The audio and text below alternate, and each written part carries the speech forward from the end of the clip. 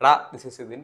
എടാ ഞാൻ ഹൊക്കും എന്ന് പറഞ്ഞൊരു സിനിമ ഞാൻ കണ്ട്. തലവര ഹുക്കും അല്ല, ഹൊക്കും. ഇത് ഒരു ഇംഗ്ലീഷ് പടമാണ്, ഹൊററാണ്.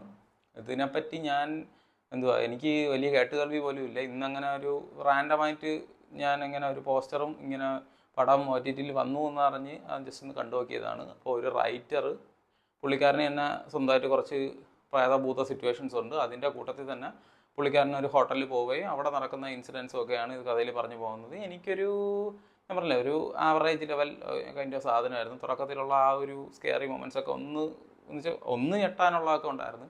പിന്നെ ആയപ്പോൾ വലിയ ഗുണമൊന്നും ഇല്ലായിരുന്നു.